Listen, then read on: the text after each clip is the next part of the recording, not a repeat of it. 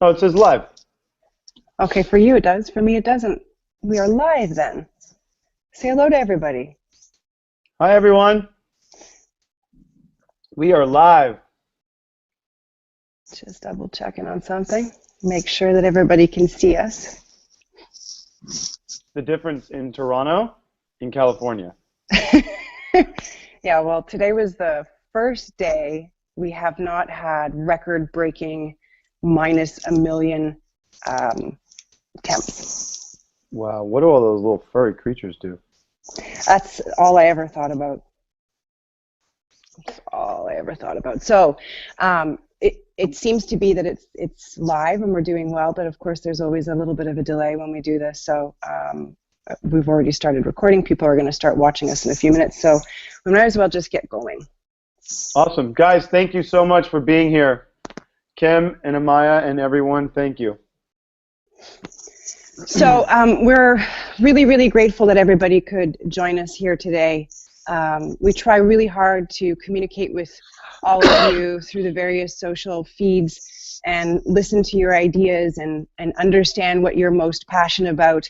And in the end, it helps us understand where we need to go, because it's not just about Ian, it's about all of you, and you help direct a lot of our programs and services and help us formulate ideas that end up making great strides for ISF. So first and foremost, we can't thank you enough for supporting us, not only with your dollars, but with your love and your support through social media, and you're sharing your skill set. There are so many volunteers and so many crews out there that are loaded with unbelievable skills, and we just cannot thank you enough for choosing to share your skills and your time with us. I'm sure you can agree with that, Ian. I couldn't agree. I could not agree any more if I tried. Yeah. One thing I will say this really quickly. You know, last night when I was at the Nobel Awards, and I was so grateful that we got to take 2 of those home, was that I was there as ISF, and it was for the great groups, the great many groups of people that make up ISF, and all of those skill sets, which is kind of incredible. When I tell people this, and I learned this from Kim a great deal, which is that when you fuse talents and passions, then you get purpose. And it's all these incredible skill sets coming together with so much passion that's made this possible. And last night I was saying this to people, and I was watching it, and these are, you know, incredibly smart people, but I was watching it compute in their head. And that's one of the things that people truly admire and are so inspired by ISF, is that as a result of your talents and passions, this purpose of this organization is spanning not only just time, but incredible amounts of space on this planet. I agree. And I think that that's predominantly what makes ISF as special and as unique as it is, and why I like being here so much. So I guess we're going to start with the questions. We got so many questions. These are great questions, by the way. From all of you, and we're going to try to get to all of you. Yes. And in order to do so, there were a lot of very similar questions. So I tried my very best to make sure that the similar ones were kind of amalgamated so that we could get to everybody, because I really wanted to make sure that we got to everybody. So this first question is one of those amalgamated from so many of you asking about the land and the sanctuary and our property in Louisiana. So I'm going to read this question off, and Sir Summerholder is going to respond for us. Can you update us on the farm, and what will the next steps be? Can you tell us about the things that go on there other than the animal sanctuary? And I'd like to know if Ian has ever thought of an educational center for children, teens, and to learn about ISF, all the things that ISF stands for. It's a big question. So if you want to maybe start with an update, I can reread those points to you if you need. Absolutely, thank you. Yes, there are multi-levels to that question, and I will say that, excuse me, um, yes, we are announcing, and we are so happy to say that we have signed the papers on this land. Woo! And what an incredible feat that was. This team went through a lot, and it's an incredible feeling. It's been 18 months in the making, and we've signed the papers, and it's ours. And as promised, we want to promote the fact that this is happening, but we're also going to be creating more of a living, breathing space where where everything that ISF represents can have a space to grow and live, from creatures to healthy agriculture to education to youth development. And so ultimately, if you can imagine, and this is the greatest, coolest word ever, it's an epicenterium, right? An epicenterium where all the love and commitment that we all share has a home base. And so that is an amazing thing to actually be able to come out of my mouth at this point, because I've never been able to say it publicly. You guys are the first people hearing it. The epicenterium, this property, will encompass all of those things. So absolutely, have I thought about it? Kim, we've thought, gosh, I can't tell you the endless amounts of conversations that we've talked about having a place for young people and teens to develop and grow in an educational sense, but also in a practical sense. And it's not just sort of, I think in terms of education now, we have to step out of what the boxes in which we've been teaching our young people and start thinking out of the box. And again, really quickly, I'll just say this. Last night when I was up there receiving this Nobel Award, which actually is for ISF, I said to everyone, and I calmed myself for a second because I was really excited, and I said, if it's Hollywood, but everyone that was there wanted to be there, and they were there for a reason. And I said, everyone in this room, I said, if you can just leave here with one thing only, if you only hear one sentence come out of my mouth, is that if everyone in this room can grasp the concept that if we can educate and empower this next generation and future generations, but particularly starting with this next generation, if we can empower them with reverence, gratitude, and compassion, we can literally change the course of history.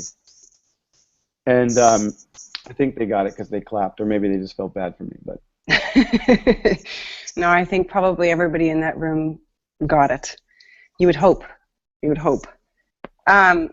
So I think that you touched all points in that question. So another question came in from Marie, and she says, you inspire so many people around the world to get involved with many things, such as helping animals in need, saving the planet, going green. How do we, as your supporters, inspire you? Well, you're not even my supporters. We are supporting each other. I mean, I'm inspired. Kim and I, we talk about this at length, and Maya, I think you can say the same thing. I mean, I lie awake at night, literally, with so much inspiration, because you guys, imagine the flood of information and inspiration coming from you guys as ISF and the world. Imagine the amount of information all the time. It's inspiration on tap. It's like I have an endless keg. It's like if you could hook up a tap to the Pacific Ocean of inspiration.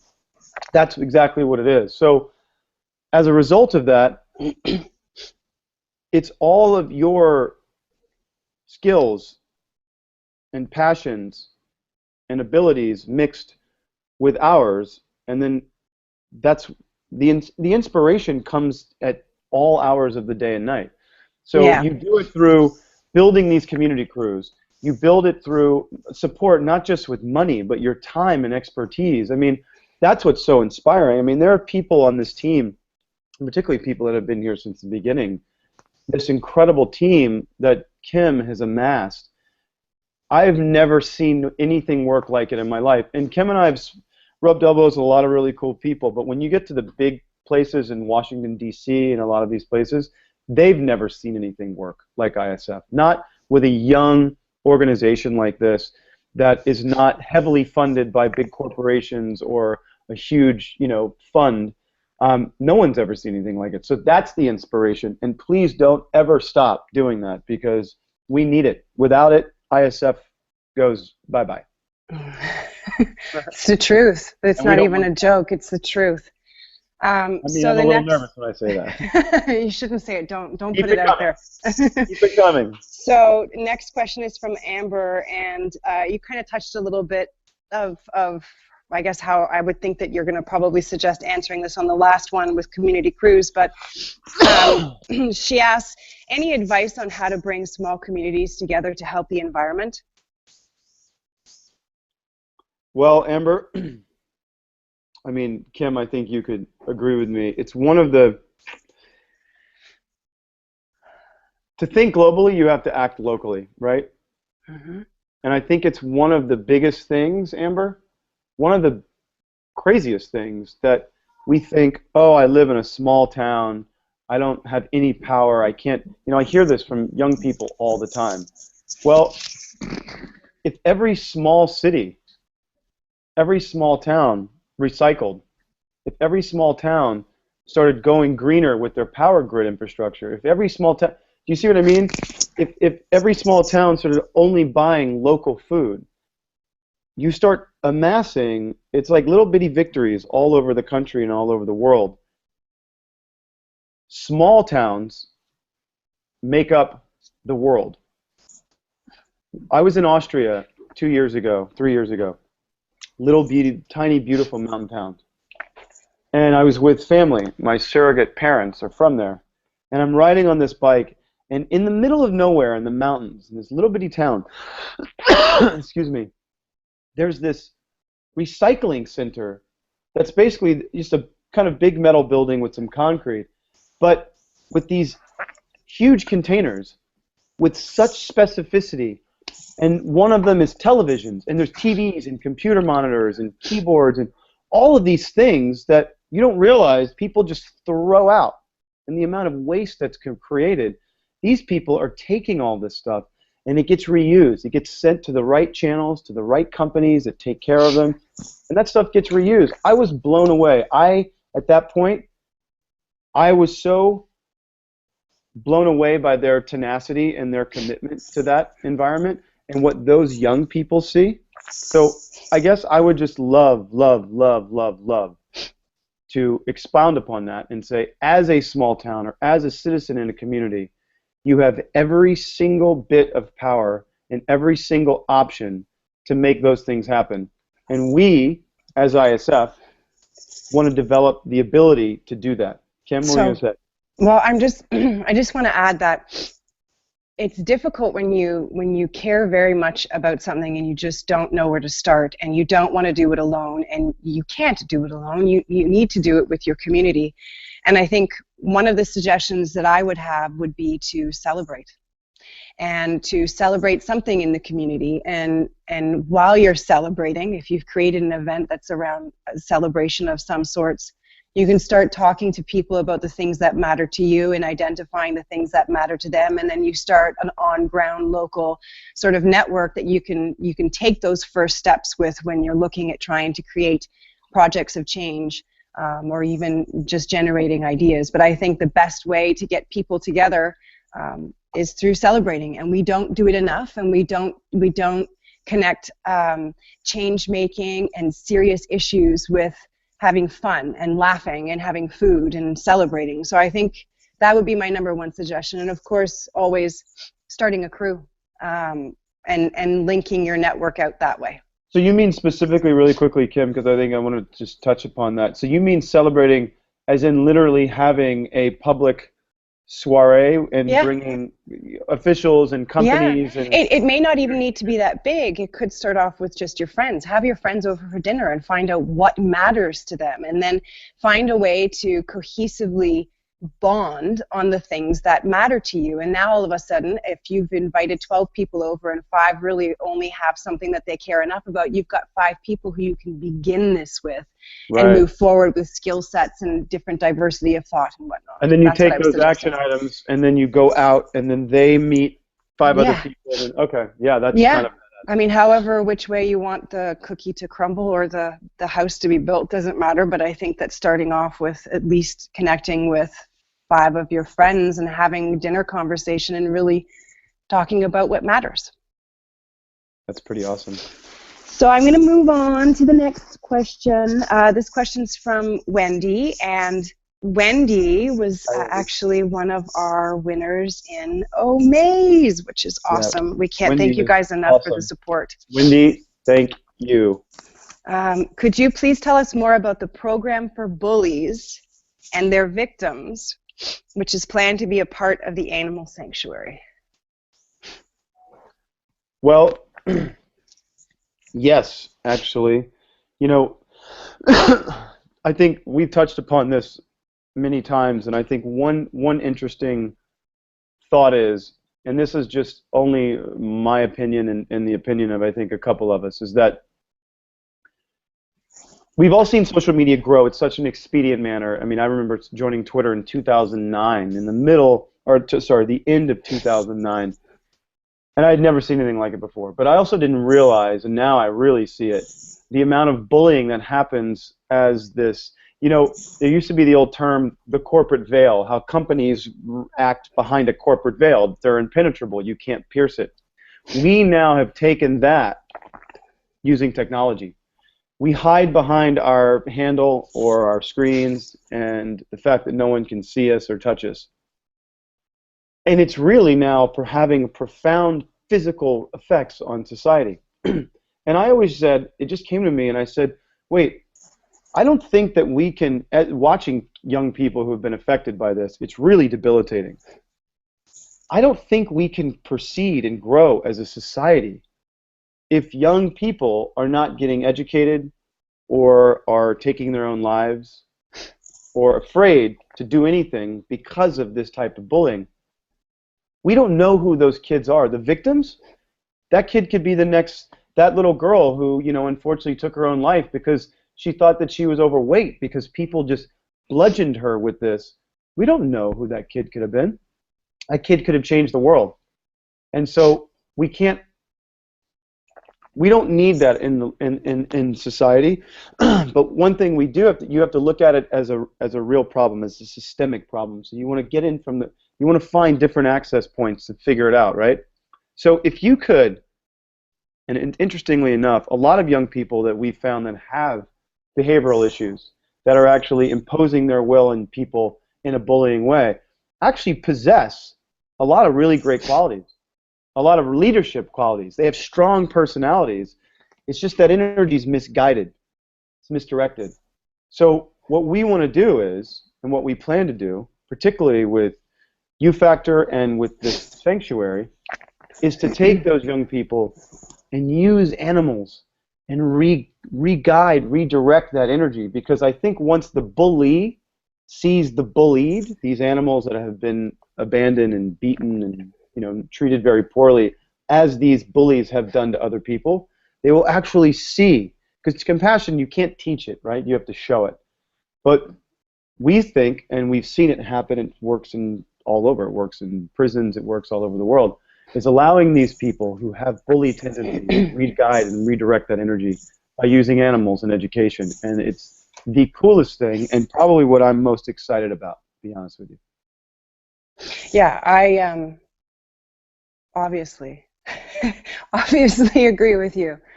But I just wanted to add that I've been thinking a lot over the last 6 weeks about this social beast that we have out there that we utilize to do many great things. And it's interesting to me that, you know, when you're a kid, the most important thing that's in your life is socializing. You socialize at school, you'll get report cards sent home that'll say needs to stop socializing and focus on their studies. socializing is a part of human development. When we're born, we come out as an infant and we spend 18 years with our parents learning how to be a human. We learn how to be a human through socializing, even if it's with our parents or if it's our friends or our teachers.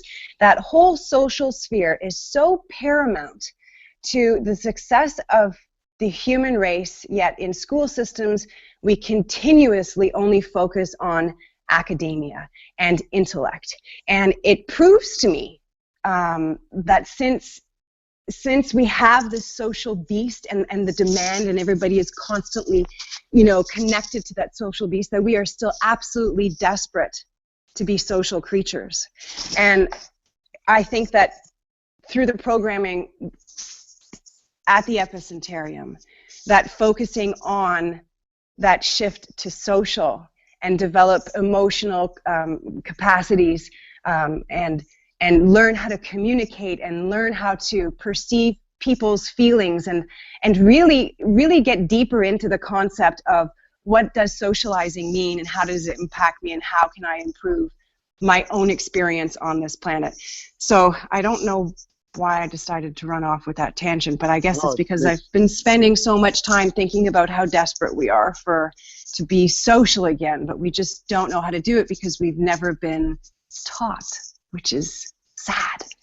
Yeah. Hey, can I just add? This is obviously this question means a lot to us. I just want to add one more thing, and forgive me if this sounds a little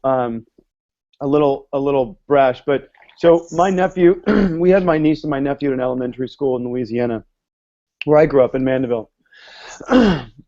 We pulled them out of this school. I walked into the school, and you check in, and I taking my little babies. And they were walking down a hall, and it was the craziest thing. I'd never seen like it. There was on the right side of the hall, there was a red line. On the left side of the hall, there was an orange line. And the kids had to walk on that line through the hall like little soldiers. And I understand it's about efficiency, but I just realized, wait, these little social creatures never have the chance to bump into each other or learn how to navigate a crowd, or, oh, hey, Johnny's over there, let me get to him, or, who are you? You're cool. Oh, great backpack. They don't have that ability. So now I had this crazy realization when I was there. I remember talking to Kim immediately. Now we have this thing, but we're not really socializing. It's not true socializing. You're not bumping into each other. You can't smell someone's perfume, or lack thereof. You're sneaky little kids. You don't get to see what kind of backpack they have, or maybe they have cool handwriting. Kids are not getting that. And I really don't understand that level of education where you're actually making kids walk like soldiers through a hall. And I pray that doesn't continue. But we're now hiding behind these things. And I really can't wait at this Epicentarium where we actually get to watch young people socialize in a way that the way they were meant to socialize, but in such a cool, organic, elevated way. I'm going to throw in more at you there. Obviously, we really do care about this because my heart rate is up. I don't want us to just stop at socializing in person. Technology is here to stay. We've created it for a very profound reason. So I hope, part of the focus of what we're looking at doing is adding to more programming for U-Factor, where that sort of helps develop socializing skills in an online sphere. And it comes down to talking about things that matter and identifying things that matter to other people and learning how to explore that and have an actual conversation in social media as opposed to just posting your bloody opinions. We should stop talking about this because you and I could talk for 12 hours. I'm going to go on to the next one, and this is from Luke. Thank you, Wendy. He says, I'm 10, and yep, I'm a boy, or a young man, as I call myself. I noticed that there isn't a lot of boys or men involved with ISF. I like girls and all, but ISF needs more guys, don't you think? I have ideas, but what are some of your ideas to get more boys and men involved with ISF? That's pretty cool. That's a pretty cool question. It's actually not even a question. That's more of a directive, I think. Mm-hmm. Very cool, young man. I agree. Listen, you know, one thing when you look at it in a demographic, you know, yes, ISF is predominantly ladies. And by the way, thank goodness. You know why, little man? And I'll say this, and it's actually meant to make us want to do better. Chicks are more on top of it than we are, to be honest with you. They just are. I've never seen anything like it. And as a guy, I can actively, honestly, and openly say, I admit that. Women are just more on top of it. So what does that mean? Yes, I agree. I think it would be cool to have some guys in there. Most women that are involved with ISF, ladies, girls, all have boyfriends, brothers, cousins, husbands, fiancés, dads. I would encourage, you know, it's a cool thing. I recognize this. I remember when Vampire Diaries came out, that I had parents coming up to me saying, you know, it's the craziest thing. I haven't been able to talk to my kid in years. And we sit every Thursday night. They sit with their hot chocolate, and I sit with my wine, and we sit there and we bond. And I realized that it had closed this parent loophole, this disconnect in connection between parents. And I thought, how profound is that, man? Entertainment is doing that. This silly little vampire teen soap opera is getting young people and parents to sit together. But I also had dads coming up to me saying, man, I've never, you know, at times it's a little uncomfortable when the kids are making out on screen and all that stuff, but he said, I've never hung with my daughter this much. And I hit countless dads saying, thank you. Hey, how do I get involved with what she's doing, you know? I would love that ISF and the functionality of it and the passion that women have driven into ISF, they would also bring in their guys. Because guys have so much fun doing these things, and trust me, we're going to need help. We're going to need some muscles to build these things. Yeah, I just want to throw in a few things. I was just going to say, guys and gals alone, don't be afraid to tell your guys, hey, get involved with me. This stuff's fun. And guys, don't be afraid to say, hey, I want in. I want to help. I want to hang. Pretty cool. You'll be happy you did. Sorry, go ahead, Ken. No, I was just really sort of thinking specifically at or to Luke. You know, you're 10 years old, and right now you're surrounded by dudes who have a whole bunch of different interests. It could be skateboarding, it could be gaming, it could be whatever it is. And I think if you personally want to take this on and bring in more dudes, then I would start very similarly to the way I was explaining, I think it was to Amber. Yeah, Amber. And identify a bunch of things your dude friends like to do. So let's just take skateboarding, for example, and rope them into a moment where you get to go and hang skateboarding, and then pitch the idea of creating some sort of a project or an event that enables you guys to either raise funds or raise awareness or whatever your outcome may be through skateboarding. So find ways to connect with your friends on a level of interest and start the dialogue there and allow them to lead too. Yeah, that's pretty awesome. So Brooke asked, my question is for Kim and Ian. I just wanted to know which project they are most excited about and what makes them so inspired to do the great things they do every day. Wow, that's a real simple question. Thanks, Brooke. I mean, what's there not to be excited about? I mean, wow. Now my head is like, I'm a little stumped because okay, two of the biggest things. You know, ISF, and people say, well, what is that you do? And I always say, okay, well, this is going to, you know, at first glance, everything, it seems very, very broad spectrum. I always kind of make the joke that we're like broad spectrum sunblock, right? We're blocking out all the different rays, but we have one function, and that's to protect, right? because it's conservation, habitat, and species, but then youth development, education, but also animals, right? So you have this huge kind of broad spectrum, but it's all so compartmentalized and so specific in their actions. For us, right now, U-Factor is the coolest thing right now because the idea that we can literally empower and educate this whole generation of youngins coming into the fold. You know, if you go back and you watch that U-Factor trailer, it blows your mind watching these little guys realize the power that's in here and in here. And that as a network, the power is exponentially more, it's just huge. Having U-Factor grow on this land, you know, obviously the sanctuary and U-Factor right now, because knowing that we can create a home, you know, everybody wants a home, and to know that we have a home base that we can build on, that is the most exciting. Again, because it's all encompassing. It's a space where all the interests of ISF and its passions and its people, which ISF is you guys, has a place to develop and breathe and grow organically in the most innovative way. That in and of itself is the most exciting thing ever. I agree with you on all points.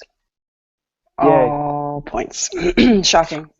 I have a question for you, and I'm very interested to hear your response on this one because I hope you read my email yesterday because it touches on this topic. So I'm really going to be watching your response. Alondra asks, what do you think about feminism? A search for equality or another form of inequality? Well, I will tell you this. Hold on one sec. I want to look at my notes.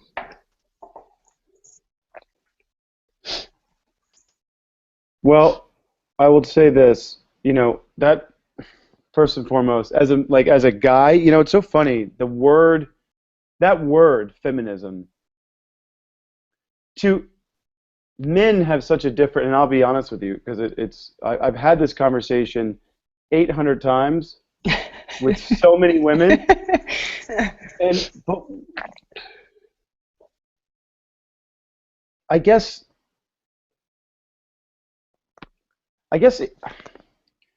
men have we have such a different understanding of feminism, and I think rather than siding with one side, it's about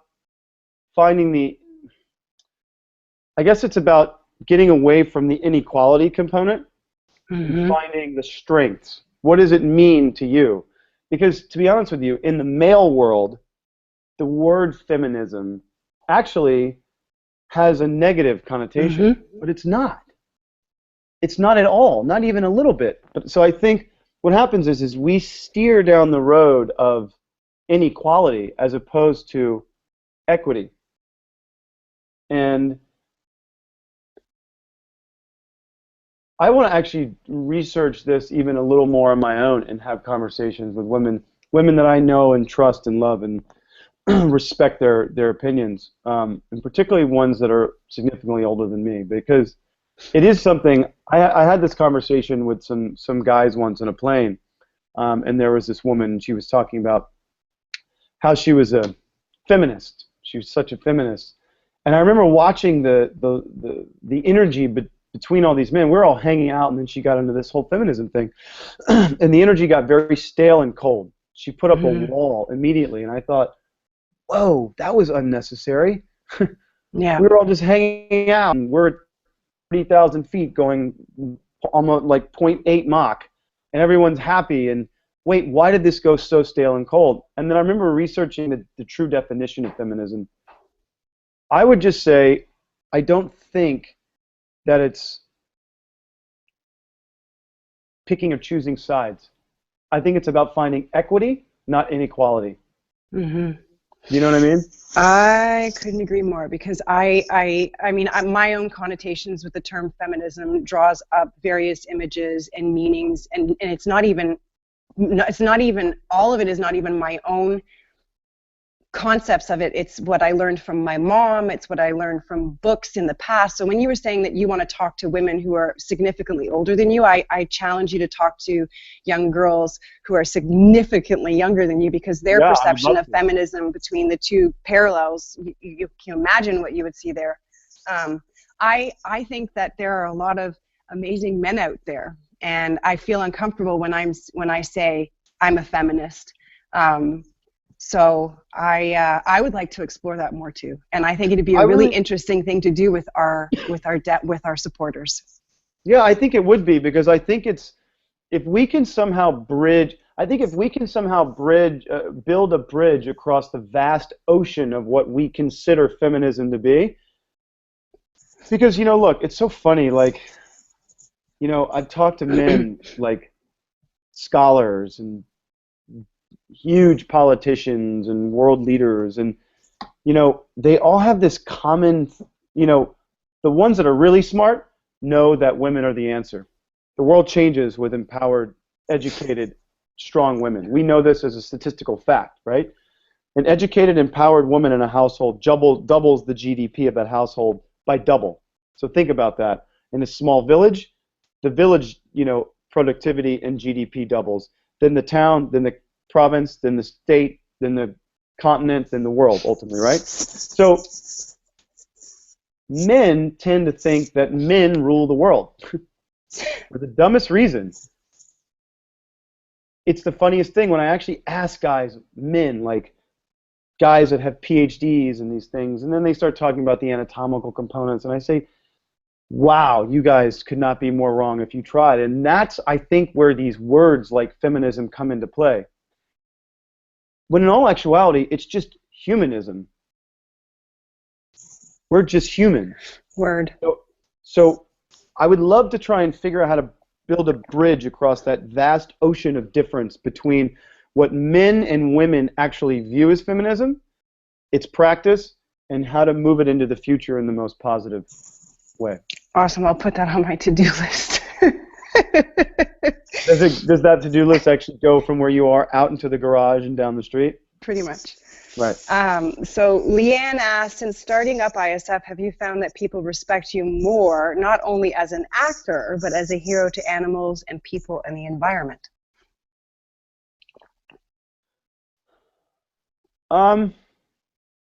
Yeah, to be honest with you, Leanne, only because I think, by the way, and I'm grateful for it, but it's also, there's reciprocity. I mean, it's reciprocal. I feel the same way about people that are trying to do this as well. I think it's just because, look, I'm not judging anyone. I think life is hard. We work very hard, all of us in our lives. And I think the only reason why I answer yes to that question is because, and I'm grateful for that respect, and I'm grateful for the energy that people give me, because I think they realize that it is you have to tirelessly do this. This isn't something you dabble in on weekends. You don't, as Tim or Amaya or anyone on this call or that make up ISF, or any of you as parents or students or professionals, you don't just dabble in starting an organization like this on the weekends.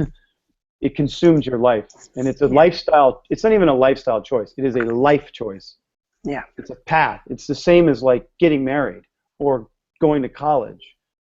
I mean, you literally make a choice and you do it.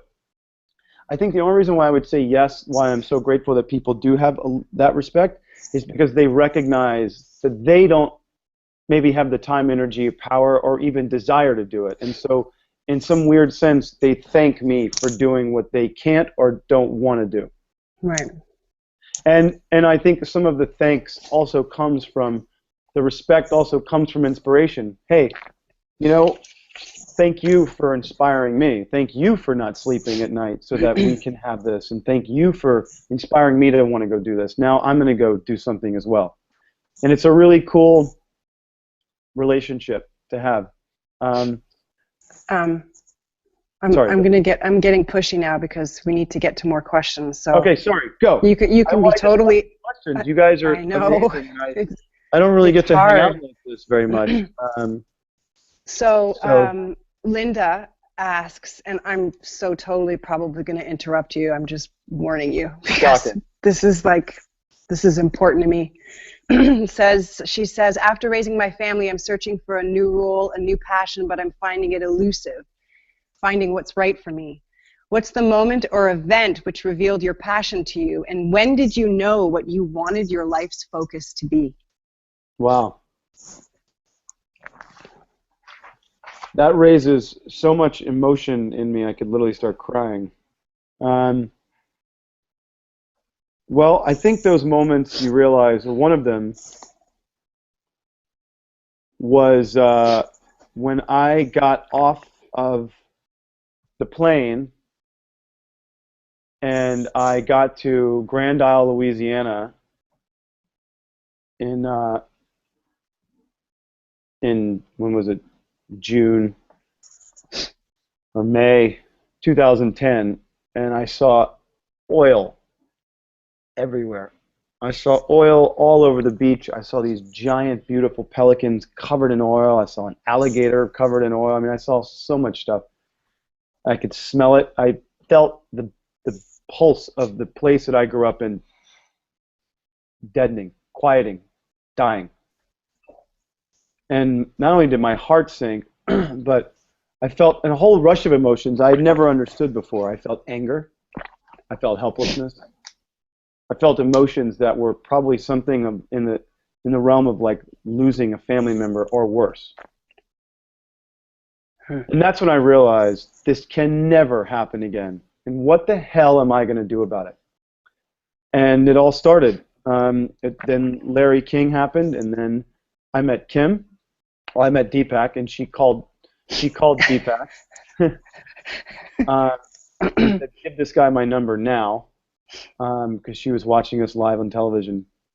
And that one moment changed the entire course of my life by my own fear and anger and helplessness and inspiration and energy fueled her and everyone else who was there. And then we started this organization. And I'll tell you, they come in weird waves. When Kim and Jessica first said to me, when we were doing our first fundraiser,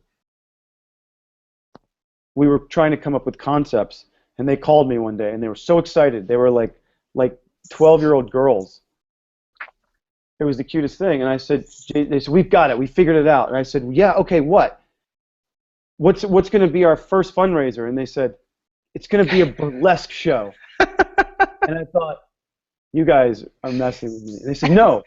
And I went, what are you talking about?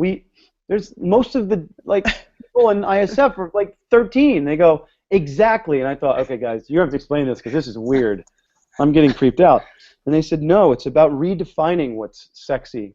It's about making conservation and education cool. It's about finding what's sexy to you and beautiful. It doesn't necessarily, it's not your waist size. It's what you do. It's your passion, your level of energy.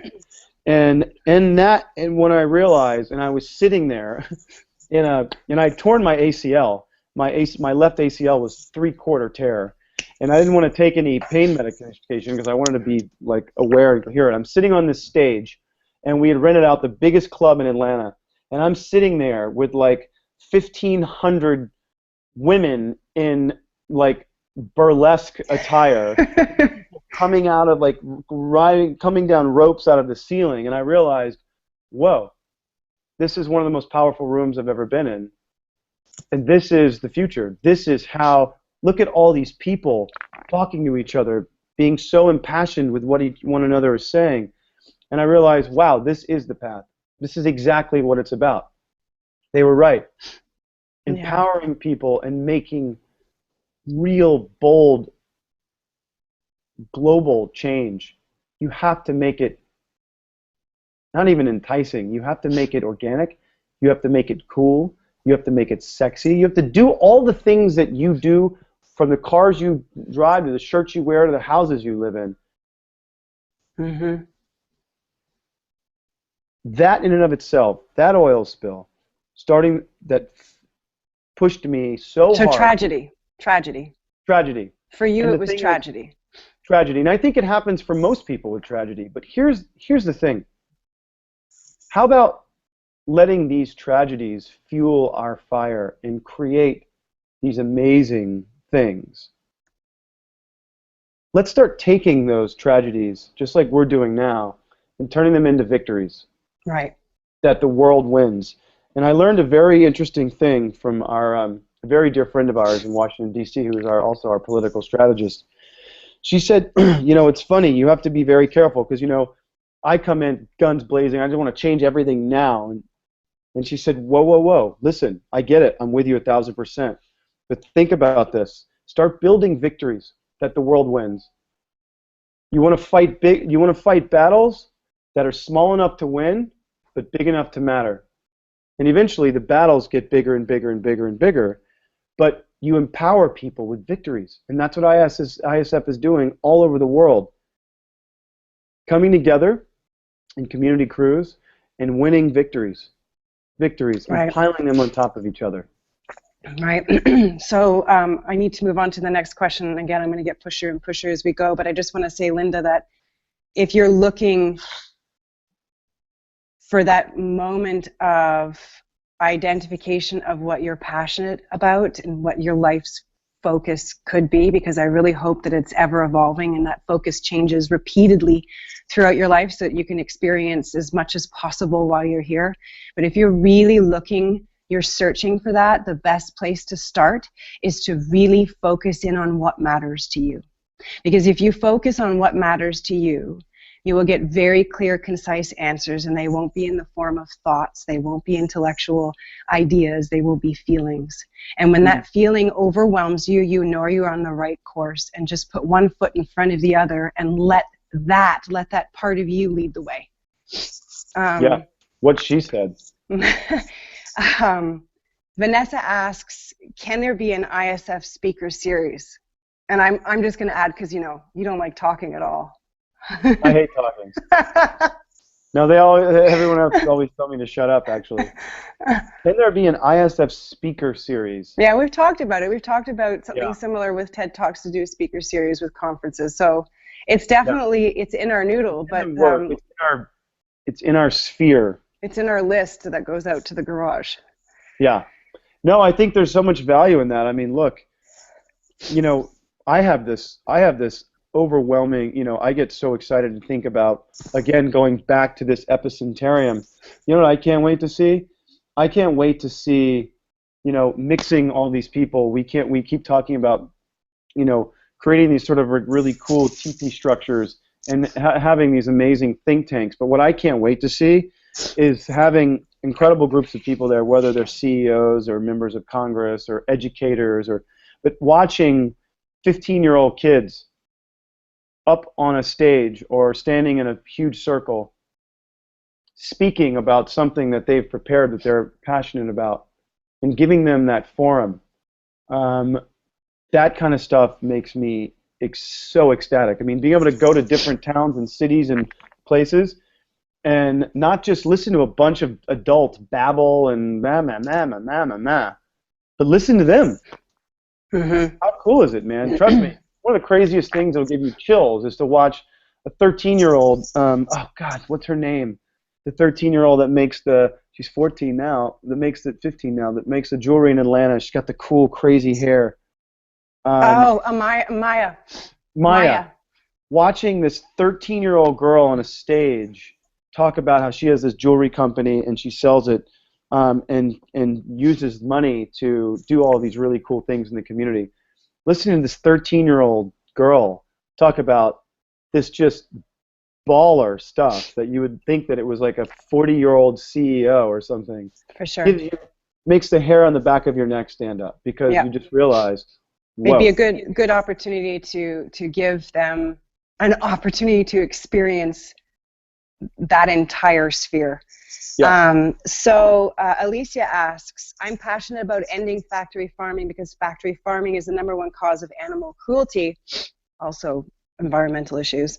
Yeah, huge. In addition, these farms are polluting our land, water, and air, creating a myriad of other health hazards. My question to you is this: will you please help end this nightmare? Listen, guys, and I know Kim and I have spoken about this a lot. It is a huge problem. But so it's a huge problem. So here's the thing, right? In order to end this, there are a number of things that have to happen. We have to either A, stop eating meat completely, or we have to put animals back onto open range farms, which now there's just the most massive amount of them. Listen, this is a huge, huge, huge conversation. And God, who was I having this conversation with? Ugh, I'm such a space cadet right now. It was someone. He was like Paul Allen or someone. Some incredible brain. It's a big problem. Environmental degradation here in California, even too. These huge factory farms, say beef farms, right? Cows are vilified in this country. You know, Kim and I were in Africa shooting this documentary on Alan Savory, and I literally saw with my own eyes, I know this sounds crazy, I literally saw with my own eyes how cows can literally help slow climate change. I'm not even kidding you. I saw it with my own eyes. I was standing in it. But in this country, they're vilified. Why? They're ruminants. They eat grass. They have 4 stomachs. They're not designed to eat grain. We overproduce grain. The government subsidizes it. We give it to all these cows and these feedlots, and they produce what? They fart a lot because their tummies aren't used to it, and they don't need it. It produces all this methane, or as Alan says, methane, and then you vilify these animals. That's a big problem. All the runoff from these farms go into our livers. So this is a huge conversation for sure. And this is a conversation we should just have on its own. On its own. And I would be more than happy to do that. Actually, that would be a great idea. If we took 10 or 12 topics and we actually had specific hangouts like this. Like an ISF speaker series? So I think the answer is yes, that we can let Alicia know that our Creatures division is headed up by Jessica Olivier. I bet you anything, if she's sitting here watching this, she's probably got 10 million things she'd like to add to this conversation. It's very important to us. So keep looking out for progress and news reports on what it is that we're tackling in relation to that. Sorry, guys, I'm eating in your ear. No, that's okay. I like it when you eat. Vanessa and her mom, Mary, since everything is interconnected, where do we start? Each one is equally important: ocean, animals, air, land, etc. Well, there's a real easy one. You know where I think you start? Right here. Because if we change this, what's in here and how it computes to our environment, everything else will change. You know, I remember Deepak and Kim having these super long conversations with me initially when we first started ISF. We went to do this forum that Sages and Scientists. Yeah. And that's what we spoke about. The whole thing was about the interconnectedness. And Deepak and Kim created this entire world for me to understand, because I always knew it was there. If you look at the world, and you look at a body, and you imagine that the trees of this world are our lungs. They clean air, and they produce oxygen for us. If you cut all those trees, guess what happens? You can't breathe. If you can picture the rivers, lakes, and streams of the world are our cardiovascular system carrying all the vital nutrients to all the organs to keep the organism alive. If you pollute them and dam them and kill them, guess what? Those vital nutrients can't travel up and feed the organism. What happens? The organism starts to die.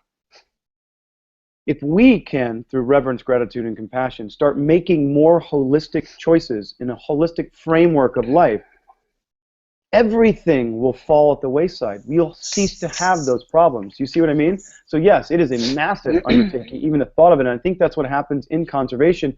It's such a daunting task. People, we don't even know where to start. I got to say something. Go.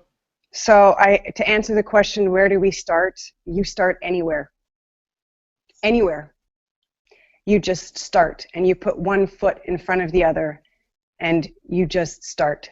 When you begin, everything will fall into place, and you'll be able to move from each step, but you just start anywhere. But just start. I'm being pushy again.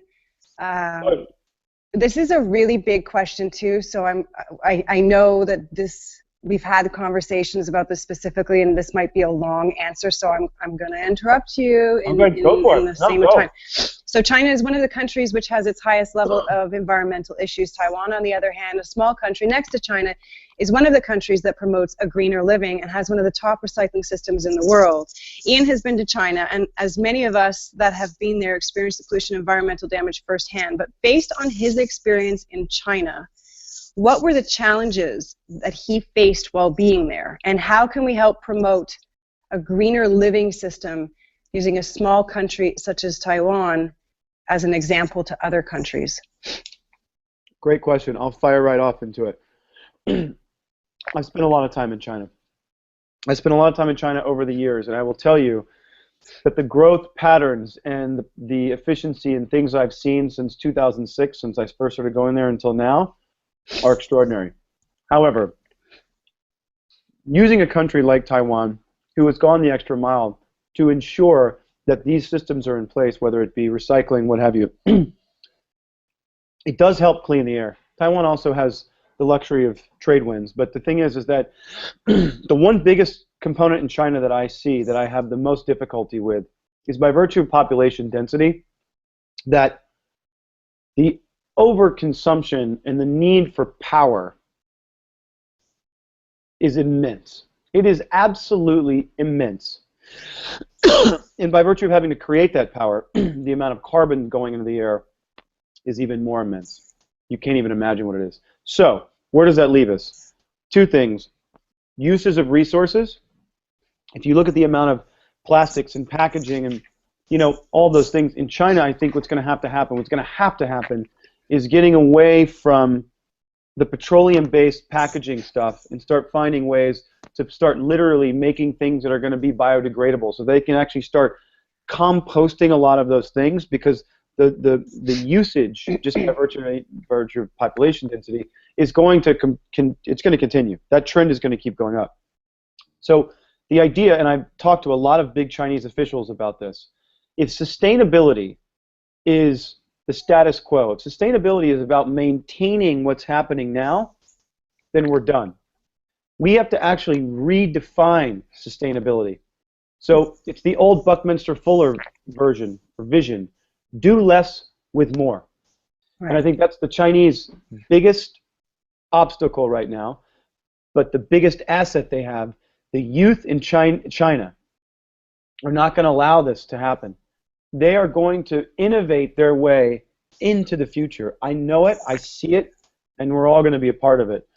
But utilizing Taiwan as a great example, absolutely. And actually, I'll be there in a couple months, and I will bring that up a lot. Awesome. I just got someone online saying, this is from Ashley. Hi, and she Ashley. says, this ISF, it's not a question, but it's definitely worth sharing. She says, this ISF hangout is something I needed. It's so empowering. It's bringing me to tears. Thank you for everything, Ian Somerhalder and Kim.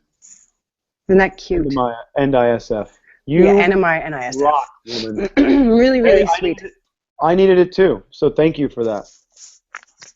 So another one, very easy response to this. Any advice on how to start a project within your community? We kind of covered this with starting a crew, and the ideas that you had offered. I think it was Amber whose question we answered in relation to that. So starting projects, would you agree, start a crew? Start a crew. I mean, there can't be too many. of you guys.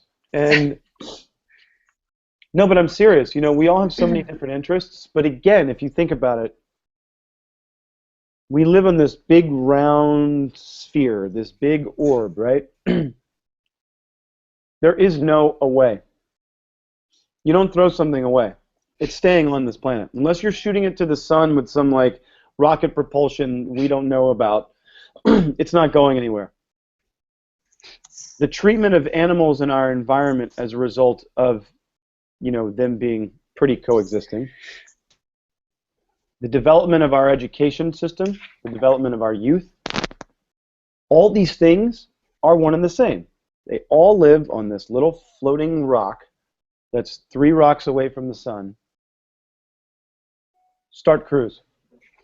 Start opening up those conversations. And just like Kim was saying, whether you're 10 or you're 100, have people over to your house. Talk to them about it. Find those, find those directives, get those action items, and then go out and find 5 more people. You'll start to find that so many people have so much compassion and drive for this, they just didn't know what to do with it. They didn't know that they had that extra bit of energy, or, you know, that extra $25 in their piggy bank. They say, you know what? Here, let's go do something with this. And I promise you, I swear to you, your life will become exponentially fuller, richer, deeper. Yeah, you might be a little more tired. No, you'll be more enthralled. You'll be more enthralled. You'll be more enthralled, but you'll never feel more at home on this planet once you start protecting it and conspiring and inspiring with others about it.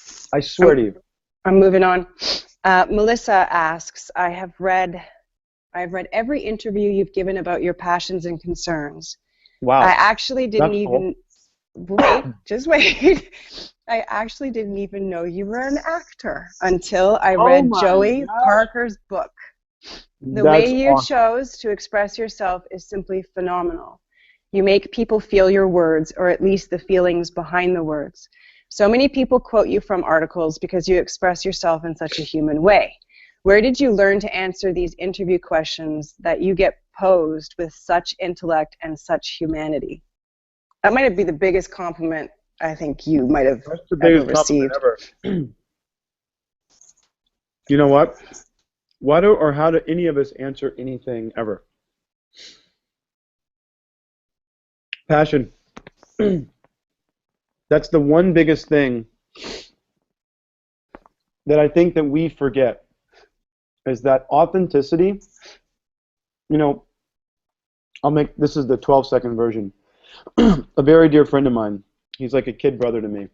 He's 18. He's actually a lot bigger than I am. But he wanted to go out. He really likes this girl. He really likes this girl, and he wanted to take her out. And he said, what do I do? I said, dude, just be yourself. Because if you're not, and for some reason she likes you, who's she going to like? The person you think you want to be, or the person you are? And in that, being authentic, all of a sudden, when you ask him a question about something he's passionate about, he's a very smart guy. He's going into pre-med. You start talking to him about medicine or helping people, and all of a sudden, you start talking about girls, and he doesn't really know because he's just trying to figure it out. When you start talking to him about medicine or helping people, it flows like crazy. It just so happens that people are asking me questions about things that I'm passionate about. And so identifying those passions and having conversations with people who actually represent those passions is really where you'll find, you're going to start finding out this shit stuff, just starts flowing out of your own mouth because it's coming from here and here, and there's a pairing that happens. In that particular, in Joey Parker's book that was co-authored between you and Jess, and if you guys know, Jess is the director of Our Creatures. And if you haven't picked up his book and you haven't read that particular chapter, I highly suggest doing so. If you have any doubt of the amount of care and compassion Creatures Division has, just read that particular one. But you know, you touched on something that I think you, out of a lot of people, are really fortunate because you have relationships with people who you have bonds with, and you're able to connect and communicate and have conversations with people you respect and care about, And I think that obviously must help evolve how rooted you feel to things, and also somewhat anchor, the effortlessness of that to come out because it's coming from a seed of passion. Am I making any sense? No, yes, and I'm grateful for that statement. Cool. Again, it goes back to, by the way, surrounding yourself with like-minded people who are. I always love to be the dumbest person in the room, and I'm always learning. But when you start identifying those things you're super passionate about, you start having those conversations, you will find that this stuff just spurts out of your mouth. I agree. I'm trying to get through all of them. Here's a tough one, and it's asked to both of us. If Jess asks Ian and Kim if there was one environmental aid that could be implemented in every school around the country, what would you want it to be? I'm 1 year away from my master's in school counseling and hope to do some serious systemic change in the districts I work for. So one environmental aid that could be implemented in every school, what would it be? If we could implement one thing, read it one more time just so I... One environmental aid that could be implemented in every school around the country, what would you want it to be? Environmental aid that could be implemented in every school in the country. Wow, there's so many. There are so many. It's a tough one, but... It's a tough one. I mean, because it's so, again, there's so many components to that. Schools are something that we're really wanting to hit very hard as far as... We're working on water filling stations. That's one of the projects that... You're right, there's a lot of different avenues. There's a lot of different avenues. To be honest with you, let me just start here. Because, again, it all starts with here and here. Without the physical body and the health of it, you have nothing. So here's the 20-second version. You guys know that I was at a rally to try and stop hydraulic fracturing. Well, we are stopping this, even though they granted the permit. We're going to get them to stop it. They're trying to hydraulic fracture in my beautiful wetland town in Louisiana, right? We went to a rally to stop it. We were at a school campus right where the wellhead, they want to start drilling. And I went outside. It was freezing cold. I was so thirsty. I went outside because there was nothing to get, and I needed water. And I left my metal bottle in the car and outside on the car, and it literally had frozen. So I ran to the vending machine to get something. And I hate plastic bottles, but I need it. Do you know that I literally could not find a bottle of water? All I could find were diet drinks. Oh my. Diet. Because they didn't want sugar because it's high fructose corn syrup in the school. So what did they do?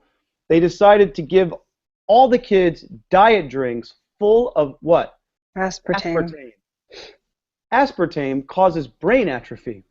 Mm-hmm. So basically these young developing kids, young people from 9th grade to 12th grade, so you figure 14 to 18, some of the most developmental stages of your life, these kids are poisoned with snack potato chips that have partially hydrogenated oils and stuff in them, and then diet drinks, diet sodas, diet vitamin waters, diet everything. And I thought, right. Oh man, this is it. This is the start of the end, where we're so concerned with high fructose corn syrup because it is crap. But now we're giving all these kids, why is that the case? How are we doing this to our kids? How do we expect our kids to function when, our friends on the we have very different political views when it comes to people with food items, and people on the right, that are making laws say tomato paste is a vegetable. Give it to those kids. Let's fund this stuff. Come on, federal funding. Are you kidding me? Kids don't have vegetables in school. They have pizza that has dairy and all kinds of things. Ian, this is so foreign to me. I've had this conversation with Jess, actually, and she brought up all of those points in this particular conversation, and I'm in my head thinking... Well, they don't do that to kids in Canada, I guarantee No, you. well, first of all, we kids go to school with a lunch we make them. So Right. I've never in my life heard of an elementary school serving elementary kids. It's so foreign.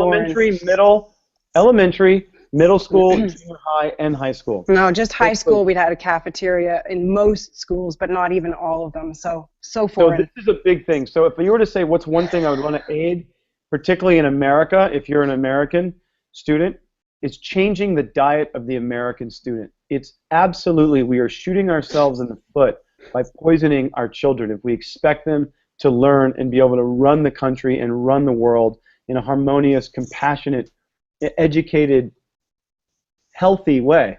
It's an impossibility. That would be number one. Change the food. Got it. Somebody help us do that. So we're already way ahead, and I think that I'm going to ask you one last question. And then I know that a lot of you sent in questions for me, and I have a very long list, and I just want to say thanks for asking such difficult questions to answer. I really appreciate that. I really had to think pretty hard, but we're not going to have time to get to me today, which is not an issue, because we can certainly, if anybody's interested, we can certainly set up a Google Hangout just with me. I know we won't have Ian's wonderful self, but I'm definitely open and available to discuss all of your amazing questions, which really have a lot of focus on youth and autism and special needs and environmental wormholes that I had to travel down just to think about how I would answer these questions.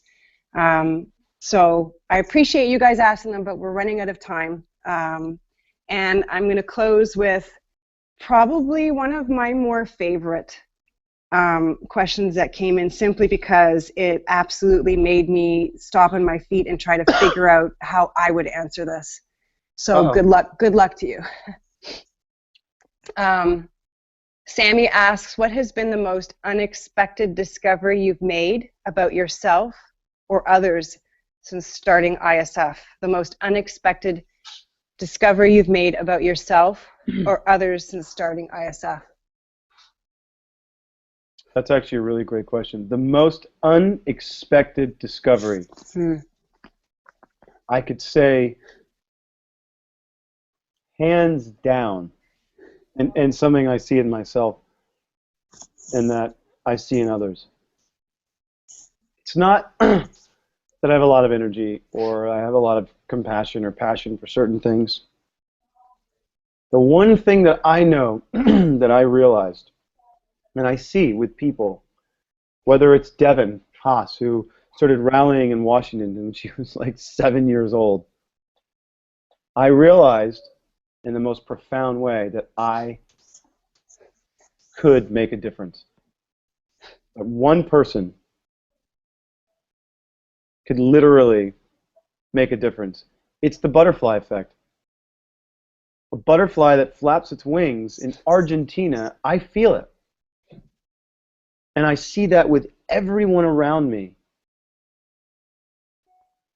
And I didn't realize, you know, you always think it. You always think, I have to make a difference. I have to do something.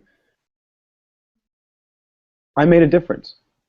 And every single person that comes to me and touches me with something also makes a difference. Right. And I see 10-year-olds in Kenya or in Afghanistan or in Ohio making a difference. College students. It's one thing we didn't get a chance to talk about today. ISF College is our baby, and I think is one of the greatest pathways to the future is what we want to develop as ISF College, because some of the greatest minds in the world are running around our college campuses right now as we speak, making a difference. That was that profound thing that almost like brought me to tears and brought me to my knees when I realized, whoa, one person has the power to change a lot. And that's what I've learned watching people. What can make a difference whether I had a personal platform of fame behind me. No, I'm watching 10-year-olds in schools, Right. whether it's in Canada or in Ohio or in California or, you know, Compton. Mm-hmm. Compton, remember those kids at the Compton Yeah. High School? Yeah. Low-income households with kids who want shit to change, and they're Mm-hmm. doing it. I know. The most profound thing ever. It's like that moment. You know It's what I a mean? hard question to answer because I thought I had my answer initially, and then after the question followed me around, it kept changing. And I guess, I mean, the most unexpected thing for me when I walked through that question for a while was I'm still kind of astounded by how few people really know how powerful They are. they are, and that what was unexpected is that there are so many people out there walking around who don't know that. And it's not like it's some magical thing that gets built. It's a part of who you are, and it's almost it was unexpected to realize that there are so many people who are out there who don't know who they are and don't know what matters to them and are desperately seeking it but just don't know how to start. That was the most unexpected, probably about 20 questions Right? in. Yeah. Yeah. So I think that there are a few people who joined a little bit late, and I just think it might be a good idea before we sign off to, just in case they didn't get that first initial good news announcement, that maybe we could tell them all again what we just signed. Yeah, absolutely. First of all, guys, thank you so much for doing this. I mean, I just retweeted this thing. It's from Chris. I didn't even look at the name. That's awesome. Ian Goldenheart. That's sweet. But this message that says, Ian Summerall, this is beautiful. You're making me cry. The way we can connect from different parts of the world is the key for all changes. And I just retweeted that. I had to because it's crazy. You're right. I mean, I'm in California. You're on the east coast of Canada. Wait, where's Amaya? East coast of the U.S., Virginia. You're Virginia, that's right. And then there are people all over the world right now watching this. And that is the key. That is the key for us to be able to do this. By the way, thank you, Google, for creating this. But I just want to say, it's so badass. But I just want to say, if anyone got in late, that, you know, we have signed the papers on the farm. Yes!